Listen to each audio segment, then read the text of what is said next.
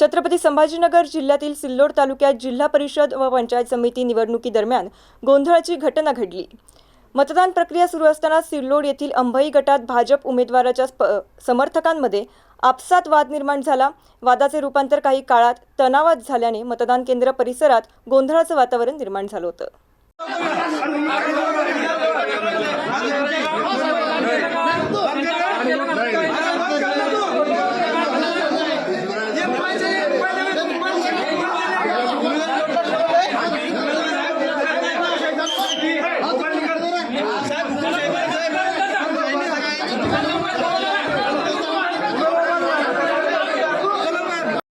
दरम्यान नाणेगाव येथे शिवसेनेच्या कार्यकर्त्यांकडून धक्काबुक्की झाल्याचा आरोप करण्यात आला। या घटनेमुळे मतदारांमध्ये काही काळ भीतीचं वातावरण पसरलं होतं। घटनेची माहिती मिळताच पोलीस प्रशासनाने तात्काळ घटनास्थळी धाव घेत परिस्थिती नियंत्रणात आणली। पोलिसांच्या हस्तक्षेपानंतर तणाव निवळला असून मतदान प्रक्रिया पुन्हा सुरळीतपणे सुरू झाली आहे। कोणताही अनुचित प्रकार घडू नये यासाठी संबंधित मतदान केंद्र परिसरात पोलिसांचा कडक बंदोबस्त तैनात करण्यात आला होता। पोलीस प्रशासनाच्या तत्पर कारवाईमुळे अनुचित प्रकार टळला। त्यानंतर मतदान प्रक्रिया पुन्हा सुरळीत सुरू करण्यात आली। दरम्यान जिल्हा परिषद आणि पंचायत समिती निवडणूक शांततेत पार पडावी यासाठी प्रशासनाकडून सर्व आवश्यक उपाययोजना करण्यात येत आहेत। नागरिकांनी कोणत्याही अफवांवर विश्वास न ठेवता निर्भयपणे मतदान करावे तसेच सहकार्य करावे असे आवाहन प्रशासनाकडून करण्यात आले होते।